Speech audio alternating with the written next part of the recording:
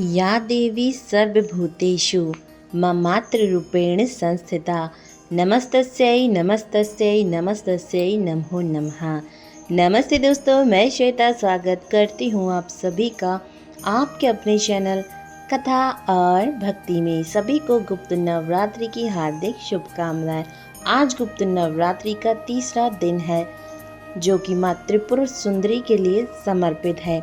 इन्हीं षोडशी महाविद्या, त्रिपुरांबरा, श्री विद्या, ललिता, महात्रिपुर सुंदरी, श्री माता आदि नामों से जाना जाता है। ललिता नाम की पद्म पुराण में कहा गया है कि जो संसार से अधिक शोभाशाली है वही भगवती ललिता है। आज की इस वीडियो में आप जानेंगे माँ त्रिपुर सुंदरी उत्पत्ति और उनकी माँ त्रिपुर सुंदरी की कथा। तो चलिए वीडियो शुरू करते हैं। प्रेम से बोलो जय माता दी।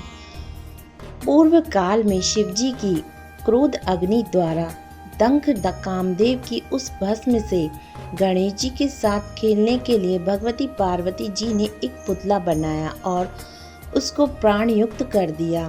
तब उस तमोगुणी पिंड में भगवती रमा के द्वारा शापित माणिक्य शेखर के जीवन का प्रवेश होने से पिंड ने भयंकर रूप धारण कर लिया। यही भांडासुर की उत्पत्ति का निमित्त बना। गणेश जी ने उस बालक का मार्गदर्शन करने हेतु उसे भगवान की आराधना करने की प्रेरणा दी। तो उस भांड नाम के असुर ने श्री शिव शंकर जी की उग्र तपस्या की और उनसे अभय वर प्राप्त कर त्रिलोक आधिपत्य करते हुए देवताओं के अभिभार का भी स्वयं भोग करना आरंभ कर दिया। दुष्ट भांडासुर जब इंद्राणी का हरण करने की सोचने लगा तो इंद्राणी उस असुर के डर से गौरी के निकट आश्रय गई। इधर भंड ने विषु को पृथ्वी का और विषक को पाताल का आधिपत्य दिया। उस दुष्ट ने स्वयं इंद्रासन पर आरूढ़ होकर इंद्रादि देवताओं को अपनी पालकी ढोने पर नियुक्त किया। दैत्य गुरु शुक्राचार्य जी ने दयावश होकर इंद्रादिकों को इस दुर्गति से मुक्त किया।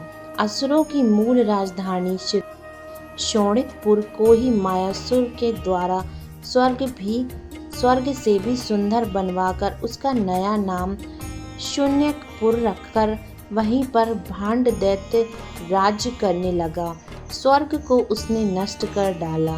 दिग्पालों के स्थान में अपने बनाए हुए दैत्यों को ही उसने बैठाया। इस प्रकार 150 ब्राह्मणों पर उसने आक्रमण किया और उनको अपने अधिकार में कर लिया। अनंत भांड दैत्य ने फिर घोर तपस्या कर शिवजी से अमरत्व का वरदान पाया। इंद्राणी ने गौरी का आश्रय पाया।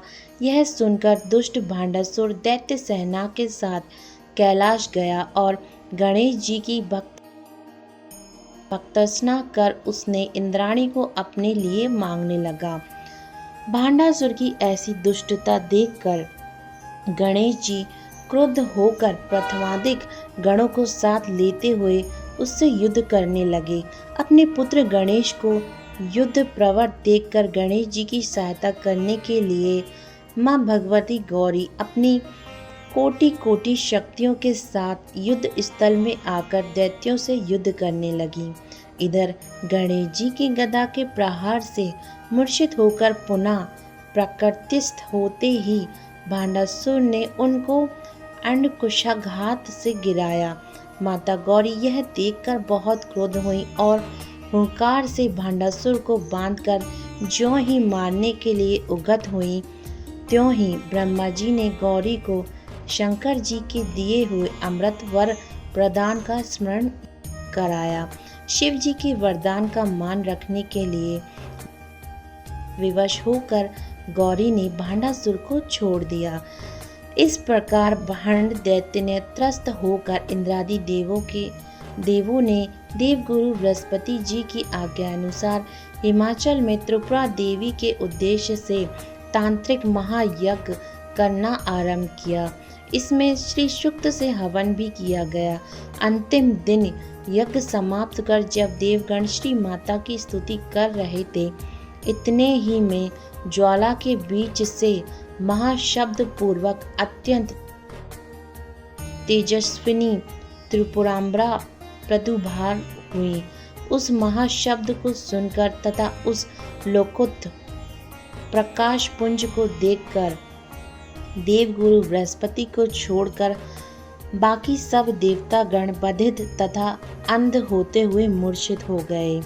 साक्षात ललितांबा को समक्ष देख देवगुरु तथा ब्रह्मा जी ने हर्षगर्द स्वर से श्री माता जी की स्तुति की। श्री माता ने प्रसन्न होकर उनका अभिष्ट पूछा। उन्होंने भी भांडासुर की कथा सुनाकर उसके नाश की प्रार्थना करी। माता ने भी उस दुष्ट असुर को मारना स्वीकार किया और मूर्छित इंद्रादि देवों को अपनी अमृतमय कृपा दृष्टि से चैतन्य करते हुए अपने दर्शन की योग्यता प्रदान करने के लिए उनको विशेष रूप से तपस्या करने की आवश्यकता बतलाई। देवता लोग भी माता की आज्ञा अनुसार तपस्या करने लगे। इधर भांडासुर ने देवों पर धावा बोल दिया। कोटि कोटि सैनिकों के साथ आते हुए भांड दैत्य को देखकर देवों ने त्रिपुरांबरा की प्रार्थना करते हुए अपने शरीर अग्निकुंड में अर्पित कर दिए। भगवती त्रिपुरांबरा की आज्ञा अनुसार ज्वाला मालिनी शक्ति ने देवगणों के चारों ओर एक ज्वाला मंडल प्रकट किया। देवों को ज्वाला में भस्मीभूत समझकर भांड दैत्य सैन्य के साथ वापस चला गया। दैत्य के जाने के बाद देवतागण जब अपने अविष्टांगों की पूर्ण आहुति करने के लिए ज्यों ही उगत हुए, त्यों ही ज्वाला के मध्य में त्रिपुरांबरा अभिभूत हुई।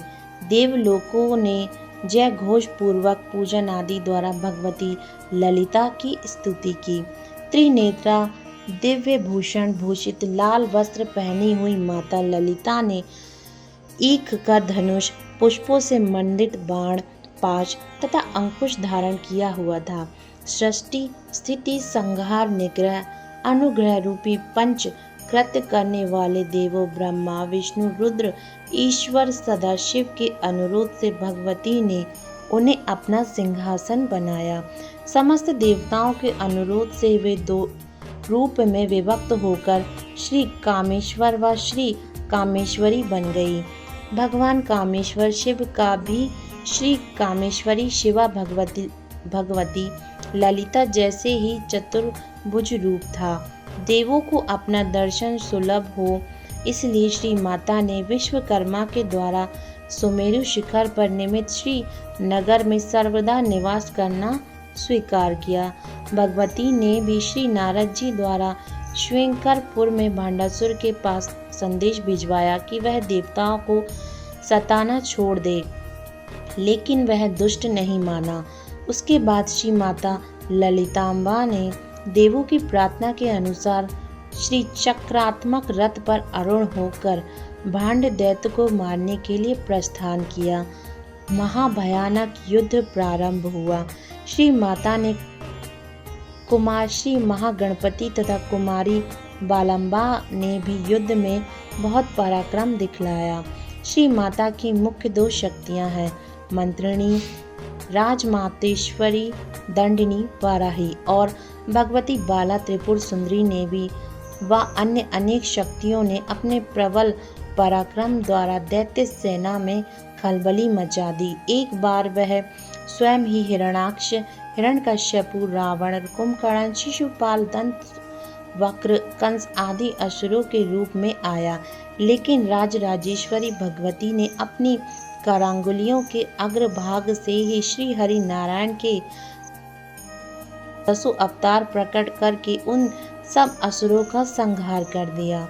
अंत में बड़ी कठिनता उपस्थित होने पर जब श्री माता ने महाकामेश्वरास्त्र चलाया, तब सपरिवार भांड दैत्य मारा गया, क्योंकि शिव वरदान के कारण अन्य किसी प्रचलित अस्त्र से उसकी मृत्यु नहीं हो सकती थी। देवों का भय दूर हुआ और वे पूर्ववत स्वर्ग में अपने अपने पदों पर अधिष्ठात्रित हो गए। दैत्य द्वारा आक्रांत 150 ब्राह्मणों में भी पुनः चैन की वंशी बजने लगी। इस प्रकार संक्षेप में यह कथा बतलाई गई है। जय हो माँ ललिता त्रिपुर सुंदरी की, जय हो महाविद्या त्रिपुर सुंदरी की। धन्यवाद आप सभी का कथा सुनने के लिए।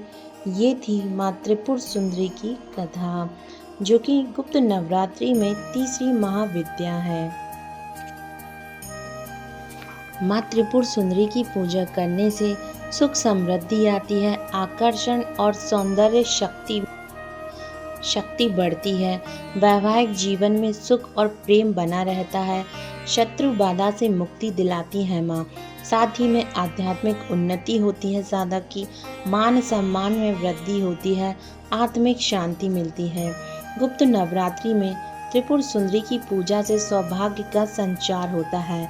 उनकी पूजा से साहस, आत्मिक बल, यश और कीर्ति भी प्राप्त होती है। माँ त्रिपुर सुंदरी की आराधना से साधक को लौकिक और पारलौकिक शक्तियाँ प्राप्त होती हैं।